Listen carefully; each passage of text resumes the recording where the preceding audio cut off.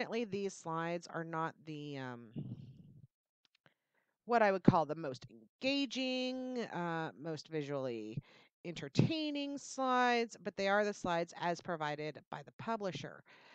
So we're going to go ahead and use them, but what we're going to do is I'm going to be giving you a ton of extra information. So you probably want to take some notes as we move through these. And I certainly won't say this every single time we come in here. But as I said, we'll come down to when it comes to actually calculating wages. We're going to look at some kind of different things here. And then when it comes down to the nitty gritty hands on, you'll be seeing not only PowerPoint, but possibly I will pop up my Excel because I tend to do a lot of my calculations in Excel. So you'll get to see how I do that. And that'll give you some tips and tricks of your own to use. So the Federal Labor Standards Act. We talked about it a little bit, and it is also the federal wage and hour law. There are several provisions and standards within it. It's great to refer to the website for all that additional information and to get a real solid understanding of it. A link to that is in your resources. Your states may have expanded beyond FLSA and added extra provisions. Be aware that often happens, and in that event, whichever provision is better for the employee is the one that is at play if you are at all um, confused or not sure. Of course, you would be best to contact your state agency and just confirm. So, coverage under FLSA. It comes in two ways. There's enterprise and there's individual. The first one we're going to talk about is enterprise coverage. And this includes all employees in these various instances.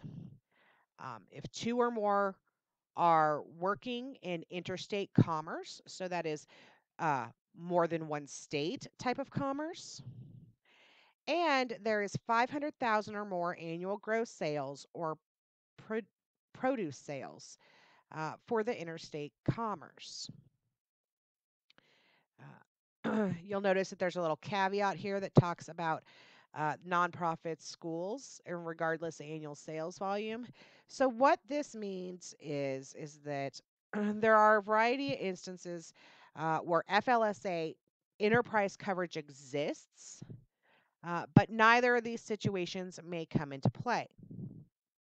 Uh, this coverage is extended without regards to any sales volume to hospitals, nursing homes, institutions for the mentally ill, school for the mentally or physically handicapped or gifted children, preschools, elementary schools, or secondary schools, institutions of higher educations, and public agencies. Because they don't actually really necessarily have sales and they may not directly produce something, they kind of come into this whole other category. But as you can see, enterprise coverage does apply to them. One of the things to keep in mind is that family establishments, so, restaurants or stores where all the employees are some type of a family member, it does not apply to those situations. Moving forward, we're going to talk about the individual employee coverage. So sometimes there is a situation where enterprise is not at play. Those two situations are not being met. However, something may trip the need for coverage on an individual employee basis. So this is based on the activities of each employee. Not the whole. So some workers may be covered and others not if the individual coverage is in play because enterprise is not. So individual applies to employees whose company might not meet that enterprise coverage, but in the fringe occupation they may, such as they drive for a fleet that transports goods interstate, so from one state to another, with annual revenues equal to $225,000. The federal wage and hour law provides for both types of coverage. And again, many family businesses are actually exempt from FLSA. What you'll probably see a lot, especially if I put up any notes or we'll see it in possibly the text, is these little EE abbreviations and ER. They respectively mean employee and employer. It's just a shorthand and it is common shorthand. I would just get used to seeing it and or using it. So how do we know whether there is an employee and an employer relationship? An employee is a person who acts directly or indirectly in the interest of an employer in relation to that definition. Courts very broadly interpret it. An employee is an individual is an employee if he or she performs services in a covered employment of the common law relationship. This exists when the employer has the right to control what and how work will be done. That's a basic nutshell there. So, conservatively, there is an IRS test that we can use to confirm. This test should be available in your additional resources. If not, you can find that information on the IRS website. Put in the search engine who is an employee. This is an area a lot of companies can get in trouble with. They misclassify an individual as an independent contractor, not as an employee. Uh, so it's really important to be sure that you are following the IRS ABC test and you are confident as to the status. If you have any reservations, it is better to treat them as an employee than not, because there's a lot of penalties that can come into play, which we'll talk about here later. Now, there are some specific rules that come into play, whether you're a corporation, a domestic employee, partners in a partnership, or statutory employees. So, for example, corporations. In corporations, most everyone is an employee, with the exception of perhaps some of the directors, if the only thing they do is attend and participate in the board of directors meetings. If that's the case, they wouldn't be classified as employees. But by and far, most everybody is going to be an employee in a corporation. Where it becomes a little bit gray and a little bit more of a problem is when we look at partnerships. And in partnerships, what can happen is that most of the time your partners are going to be considered owners. So the monies that they receive are often distributions of company income. So distributions of retained earnings, distributions of their investments, things of that nature. However, there can be an association operation exception, and you should refer to your text when it comes to that. With domestic help, so nannies, gardeners, chauffeurs, maids, things of this nature, there's some special rules that are at play. These employees must earn a minimum wage. And they typically need to have overtime if they work 8 hours a week or more, or earn at least $2,000 in a calendar year. But there's a little caveat there in that the overtime provision comes into play if they do not live in the household. If they live in the household, you do not need to pay overtime pay. The other thing to think of is that a lot of people think nannies live in, that's like live in babysitter type of situation. However, if you have babysitters that are employed on a regular basis, for example, they watch your children 5 days a week.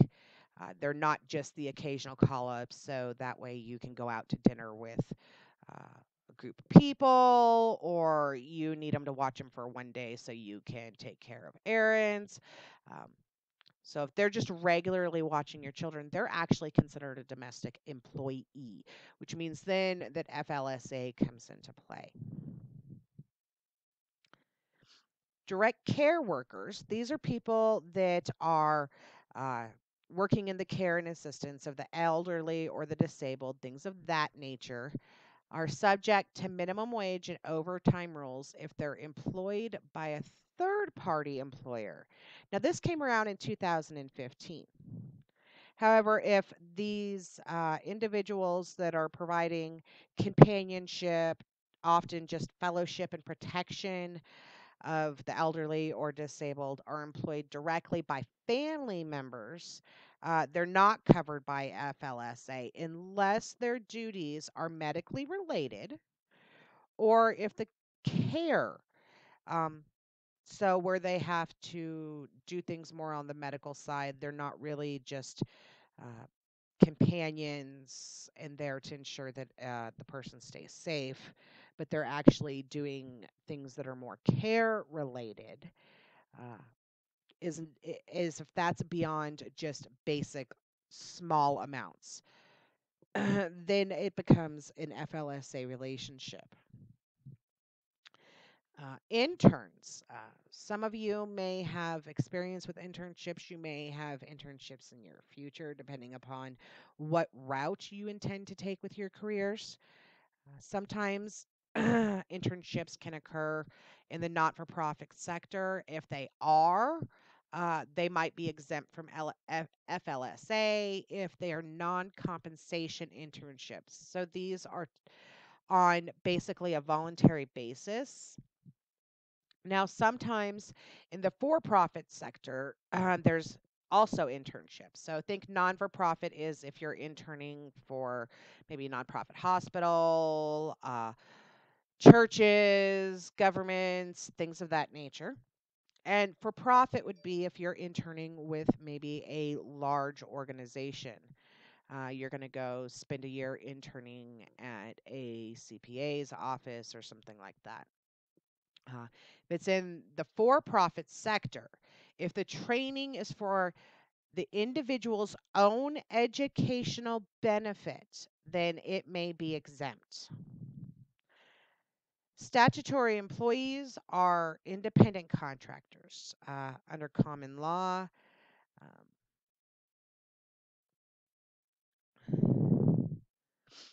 And they are typically, well, with their statutory employers under common law, but for the purpose of Social Security, they are being taxed at the, we will loosely call it the employer level.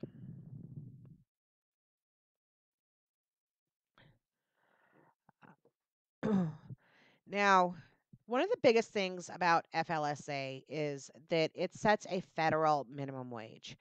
And what is included in that is actually defined. This is commissions, what they call non discretionary bonuses. These are earned bonuses.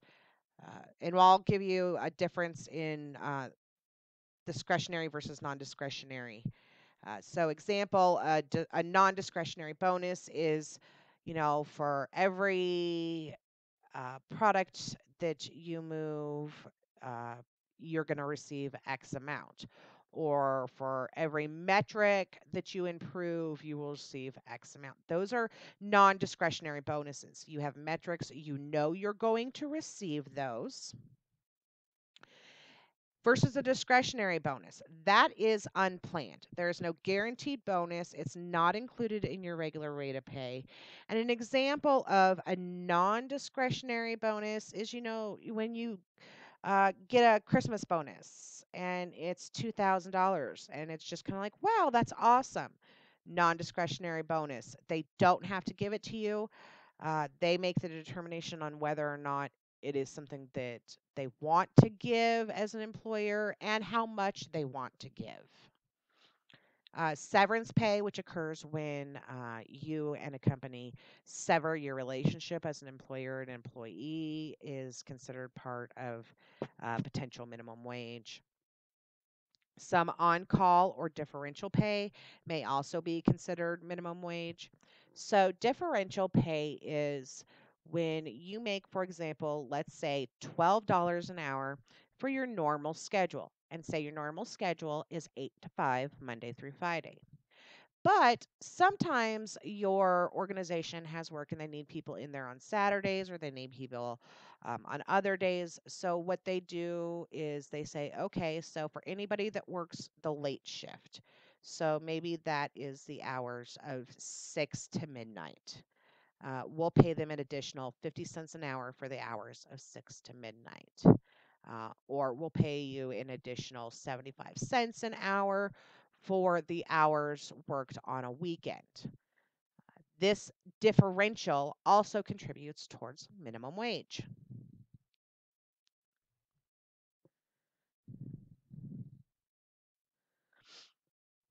Other types of compensation that exist but are not included in our regular rates of pay, so they're not calculated towards determining if someone has minimum wage, is gifts that are made as a reward for service.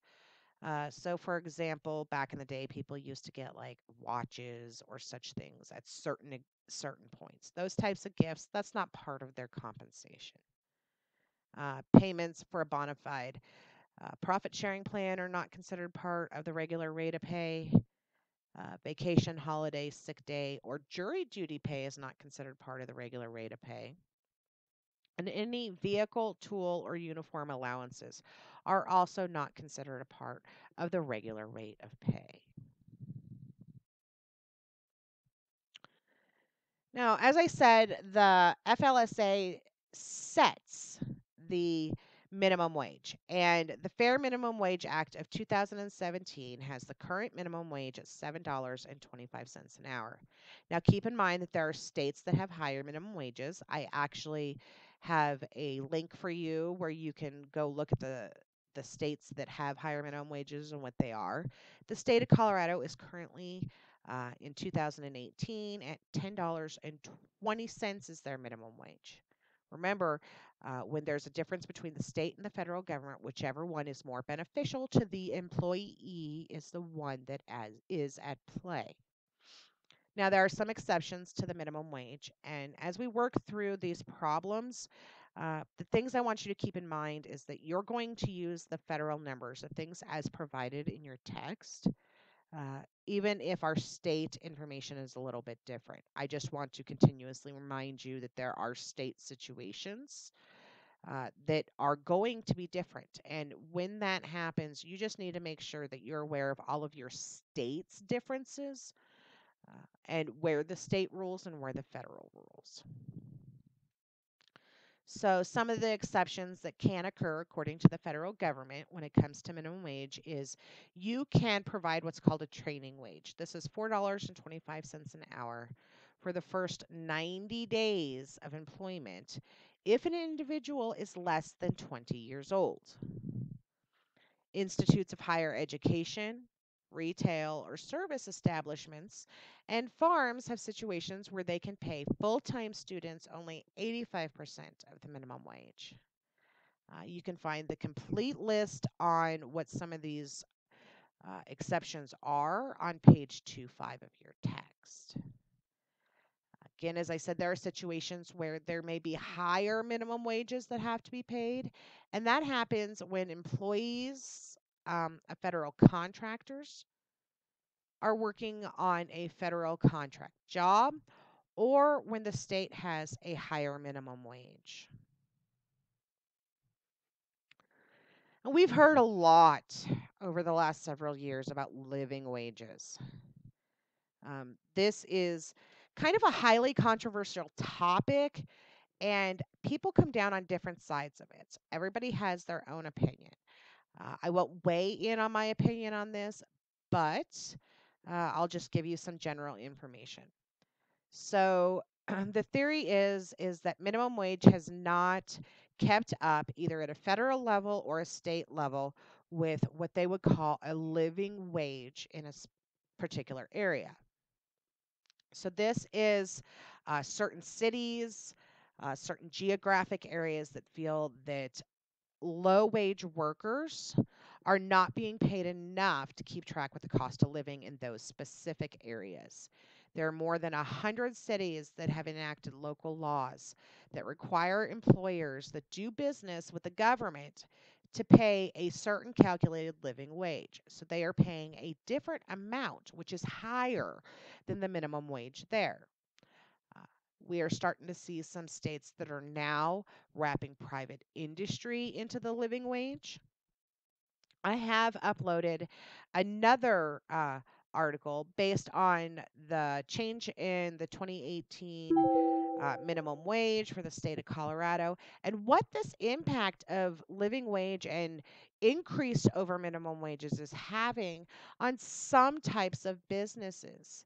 Uh, it does read to some degree kind of negatively, so don't read it with any preconceived notions or take on what they say necessarily. Just kind of think of it from general business standpoint, just to kind of give you a reference on why there are some people that are against these increases, whereas for the most part, most people have been receptive to increasing the minimum wage or creating a living wage in cities where this is important. Now, most, if not all of us, have been in a restaurant or somewhere where you have a tipped employee, like a bar. Tipped employees regularly average more than $30 a month in tips. When this occurs and they're classified a tipped employee, their wage is $2.13 per hour. So there's a tip credit that the employer may take up to $5.12. State laws with different state minimum wages do come into effect here again. But remember, for your assignment, you're going to work with the federal information. So when we are paying a tipped wage of $2.13 an hour, uh, employees have to make minimum wage regardless. So if they are not making the equivalent of $7.25 an hour when you combined their declared tips and the wage of $2.13, then the employer must pay the difference to get them to the federal minimum wage. Now, if they are above and beyond the $5.12 an hour, that is the difference between 213 and 725, then their tip credit remains the same for overtime pay calculations. So, to kind of give you a little bit of an example here, Raquel works 47 hours at Christchurch Bar. She is a tipped employee. She averages $750 in tips a week. So, if her employer takes the maximum tip credit, that's the $5.12 an hour, her gross pay will be her 40 hours times $2.13 an hour plus 7 hours times $10.88 an hour minus $5.12. So, how that breaks down is that we have to determine uh, her overtime amount. Her overtime amount is her 725 times 1.5. So, that's minimum overtime wage of $10.88. She earns more than the expected $5.12 an hour in tip credits. So you remove that from there. And that leaves us with $5.76 per hour that needs to be paid for her additional 7 hours of overtime. Remember, well, actually, we'll talk about overtime here later, um, but employees that earn overtime earn it at a rate, according to FLSA, of 1.5 times. So here's another situation. So we have examples of tips received for a general 40-hour work week. There's reported tips of $43. So if they've worked 40 hours times $2.13 plus the $43 in tips, they make $247. Oh, no, I'm sorry. They do not make $247. We need to determine if that is higher than the minimum, which would be 290. It's not. So they have to pay additional wages. The additional wages they must pay are $247. Now, let's say there's reported tips of 1,189. So is 85.20, that's their basic rate of pay, plus the 1,189 greater than 290. It is. So they're only going to pay the 213 an hour because they are in excess of the federal minimum wage between their tips and their minimum. Now, again, keep in mind that there might be states' tip credit percentages that are different, and that is actually what that article really talks about. But if the employees are required to share their tips with like dishwashers or cooks, then that credit is actually lost. Uh, there's a little bit of information in that article on this provision as well, and that's a recent article from the Denver Post.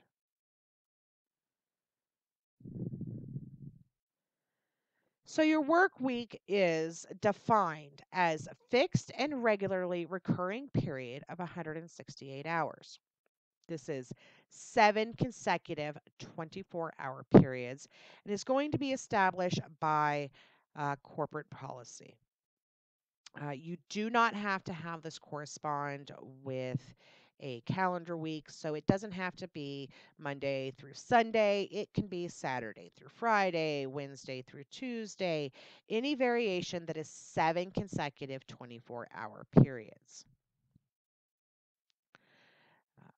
Your work week assignment can be set company wide, so that means that everybody is Monday through Sunday, or it can change and it can be assigned based on different individuals or groups of workers. The caveat is that you cannot change someone's work week in order to avoid overtime provisions. If you do need to change a work week for some reason, then that change must be made permanent. It cannot be arbitrarily changing back and forth. Now, some states require daily overtime. This is anytime over 8 hours. Again, if the state plan's more generous to the employee than FLSA, the state law is what is followed. FLSA has set overtime pay at 1.5 times regular pay. So this is time and a half. And they require that any hours in excess of 40 in a work week, so that's the 7 consecutive 24-hour periods, is overtime. They don't define any special days that have to receive overtime, such as weekends or holidays. And they don't have a maximum daily provision like some states. Uh, if the state rules are more generous to the employee, those are the ones that we will follow. Now, when we are looking at whether or not there is overtime hours at play, we look at each work autonomously. So your overtime hours cannot shift from one week to another in order to avoid paying overtime. Each week is looked at separately for calculating purposes. Even if you pay every 2 weeks, twice a month, or even monthly, each of those work weeks is evaluated.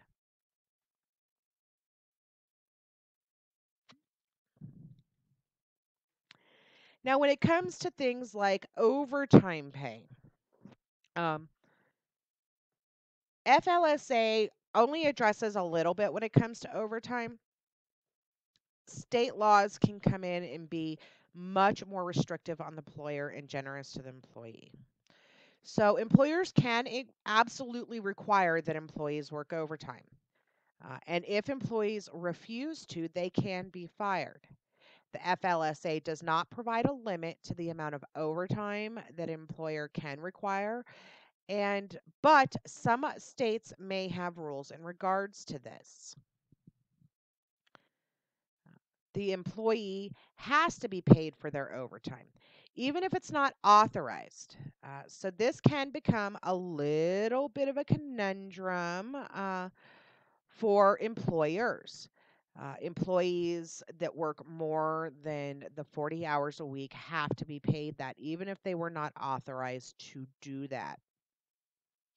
It's important to have advance authorization policies written and communicated to all employees, including what disciplinary actions might be taken.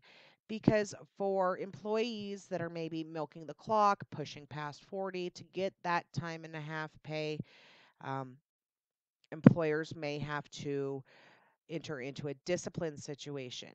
You would need to document the attendance, the violations, the conversations, and other discipline that occurs. And employers can take it as far as suspending an employee or even terminating them. But remember, you must apply these rules fairly, equally, and objectively to all employees, and you need to document the information clearly and concisely in order to avoid any potential litigation in the future. There are some exemptions to the overtime that are provided by FLSA. These relate to hospital employees, some retail or service industry employees that are earning commissions, and employees that are receiving remedial education. And you really should read what that definition is of remedial education, because it's not on the job training. This is like reading and writing and basic skills up to an eighth grade level. So there are some different areas in here that you definitely want to look at. Now, one of the weird little caveats is that the employer and employee can substitute 1.5 hours of time off in a same pay period for overtime hours worked in another work week. There's a wonderful example of this on page 2.8. This is not something that typically happens, but it is something that may be an option at some point. So you just kind of want to be aware of it. So what they call wow, I apologize. Compensatory time off or comp time. So there are some situations where employers can grant what is called comp time off in lieu of overtime. This is states, political subdivisions, interstate government agencies, employees in public safety or emergency response. And they employee can, in those two areas, can accumulate up to 320 hours of comp time. I'm sorry, up to 320 hours of time and a half, which equals 480 hours of comp time. Employees whose work don't include those can accumulate 160 work hours at time and a half, which would give them 240 hours of comp time. So this goes into a bank for them to use. They're still receiving the time and a half provision, but they're going to take it in time off instead of actual pay, instead of additional pay. Now, FLSA provides for payment of cash for the unused comp time when the employee leaves the organization, because they were to either receive it as comp time or they were to be paid at the rate of time and a half. This has been earned by them. This is earned time. It's just not been paid yet. So when they leave the organization, they have a right to that. Some of the other areas where people tend to get very, very confused is when we talk about exempt uh, versus non exempt employees.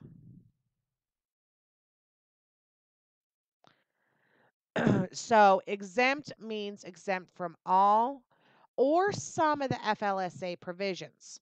If you look at figure 2.1, there's some great exemptions that go across all kinds of different things for special classes of workers. Now, our white collar workers is outlined in figure 2.2 are considered exempt, and we'll look at those here in a minute. These are executives, administrators, and professionals, business owners, highly compensated employees, computer professionals, creative professionals, and outside salespeople. The key thing to keep in mind is that they have a salary threshold, and that was changed from $455 per week to $913 per week. But this is currently in court, so right now we're going to use the $455 per week, just to be sure that we are more conservative in our calculations.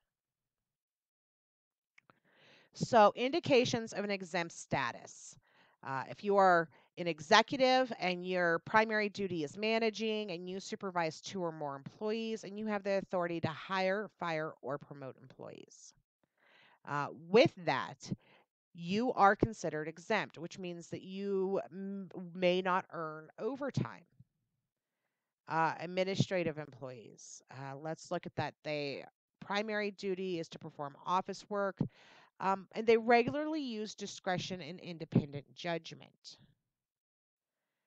For professional employees to be exempt, their work requires an advanced knowledge, such as science or learning, and the knowledge acquired by a prolonged course of instruction. So this is something that comes in play with higher levels of education. Business owners that own at least 20% of the equity and actively manage the business operation are also exempt from FLSA um, and overtime provisions. Now, there's an old threshold that was in effect of 100,000. Uh, it's currently being held up in court, so we'll be continuing to monitor that. That 100,000 threshold actually comes into play underneath the highly compensated side. Right now, it's 100,000. They wanted to change it to 134,000. Uh, Underneath highly compensated, you would not perform manual labor for the most part. It's going to be non-manual, and you're going to perform one of the exempt duties as related to the one that we just looked at.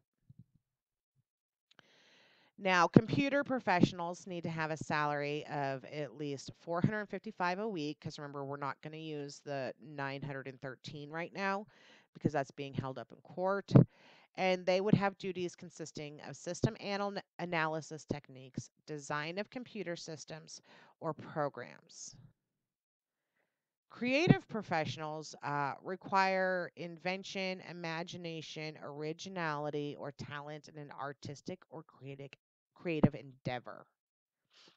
And for outside salespeople, we're looking at primary duties that makes sales or obtains orders for services or use of facilities.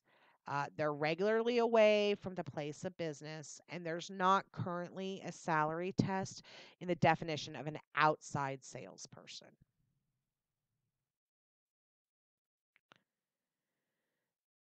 Now, blue collar workers. A lot of times, we don't necessarily think of blue collar, white collar as much as we used to back in the day. But blue collar workers are typically things like our police officers, EMTs, firefighters, paramedics, LPNs. They're often paid what I will say is a quote unquote salary. But just because they're in salary doesn't mean they're exempt. They are entitled to overtime pay, and in many cases, especially with our smaller municipalities in this area, like our police officers, may get the uh, comp time instead of overtime pay. Uh, when we do have a salary employee at play, um, you can only prorate their salary for actual time worked in the first and the last weeks of employment. And that's if they're not working through an entire pay function.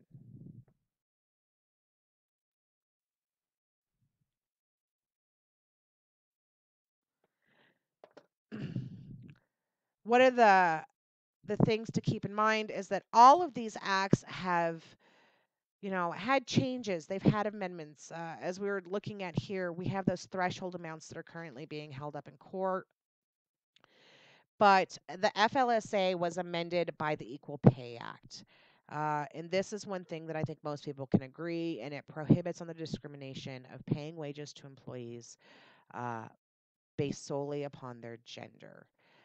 If there is unlawful pay differential, then the employer must raise the lower rate to equal the higher rate.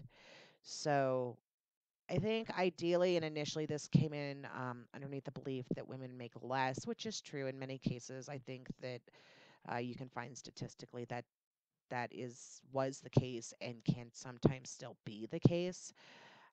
However, there are a lot of things that come into play.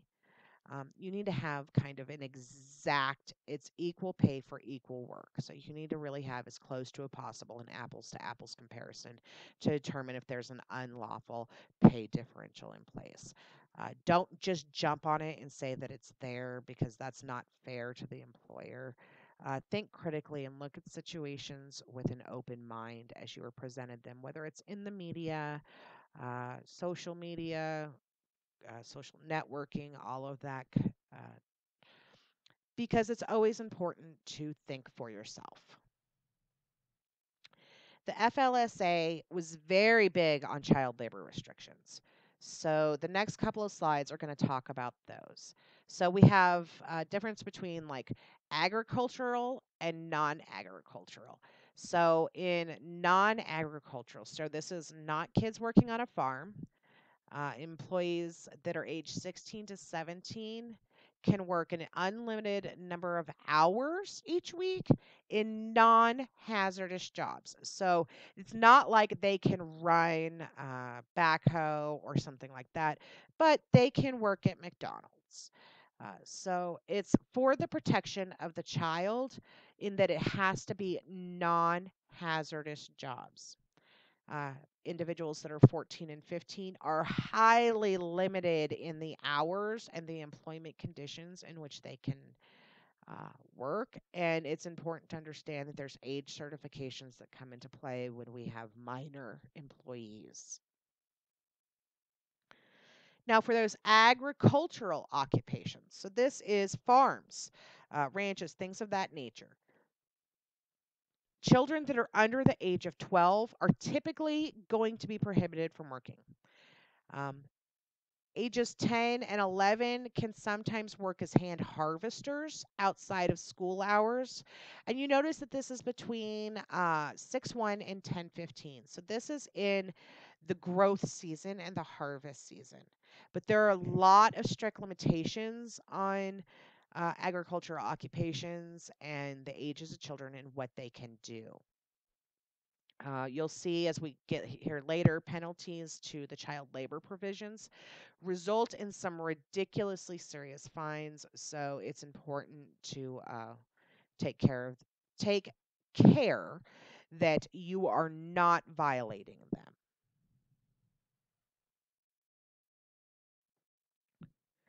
So we're close to looking at wrapping up. We've got a few more slides here yet to go before we'll break this lecture. But one of the big ones is wage theft and penalties. So, when there is a situation that occurs when employers are not paying according to the law or they've misclassified employees, that employees have recourse. This starts through the states. Uh, when the situation is serious or it's something that is consistently occurring, the U.S. government can bring civil and criminal suits against the employers for violations of FLSA. These penalties, like I said, that we are going to discuss, can be pretty severe. So just hang on and we'll talk about those here in a minute. Um, so this is everything from intentional or unintentional misclassification of workers, willful violation of the wage hour provisions, providing false data. The more you do something, the higher the penalty is going to be. And of course, the child labor provision violations. If you go to pages 214 and 215, they start talking about the different types of penalties that can occur if you break some of these laws. So, for example, there's a maximum fine of $12,278 without serious injury or death of any employee under 18 years of old if you have a child labor provision violation. If there was a serious injury to a child or a death, then that becomes $55,808. And this is per occurrence. Keep in mind that these are not just you've done this once, that's what you're going to get charged. If it happens once, then it's per occurrence. If you have a willful and repeated violation of child labor provisions, you can get a maximum penalty of $111,616. These are not low amounts of money. Another one that I want you to think about because it can really add up and you have to actually think about how this works is say the misclassification of workers. So you had an unintentional misclassification. You classified somebody as an independent contractor rather than an employee and you filed a form 1099 for them. So how this would work is that for all of the employees that you misclassified, you would be fined 1.5% of the wages that was paid to those employees, plus 20% of that employee's Social Security tax. So, if we're looking at a very large organization that misclassified a lot of individuals, this could be, 1.5% of wages paid in thousands and hundreds of thousands worth of wages. So 1.5% of that, and then 20% of the employee's Social Security tax can be pretty substantial.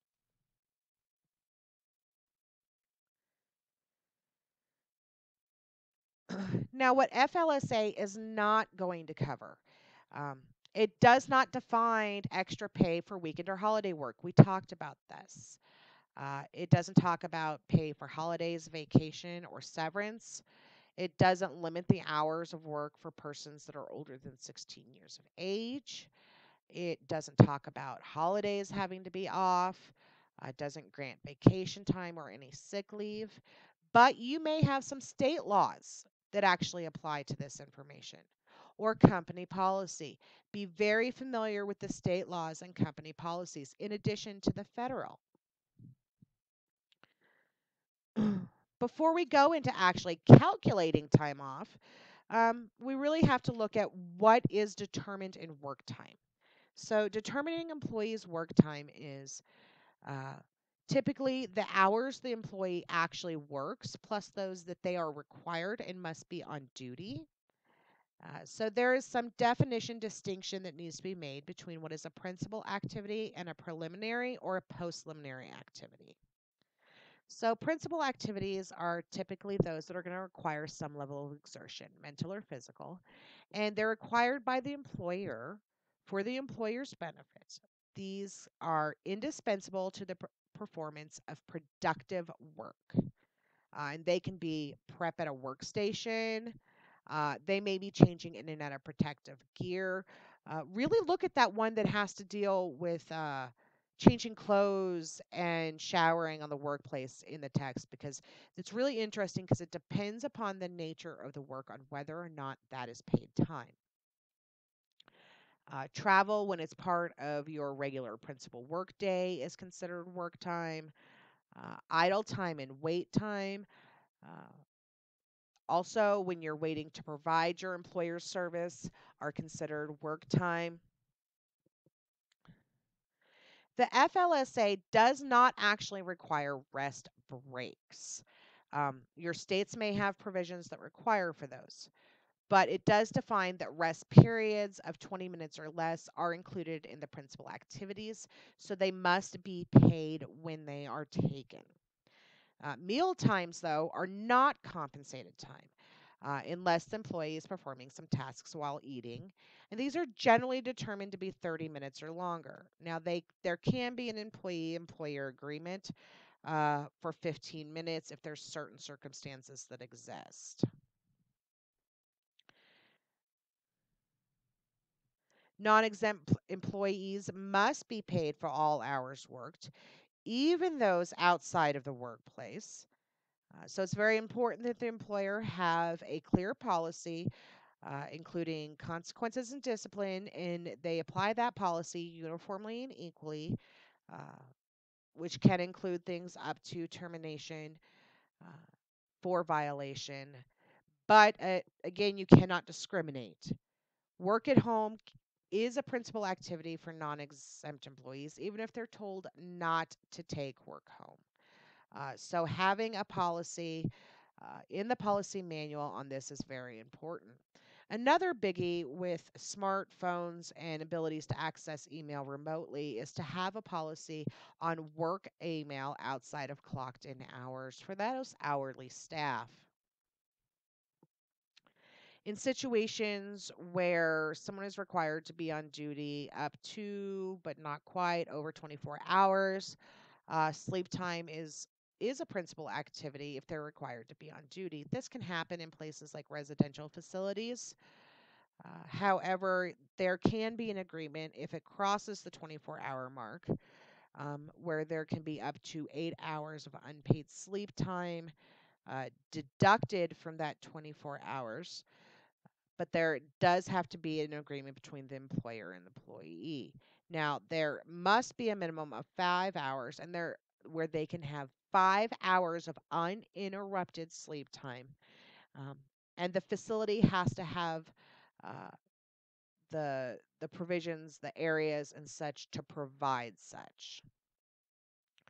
Now, training sessions are considered work time. However, all of the following have to come into play if you want to not consider it work time as an employer.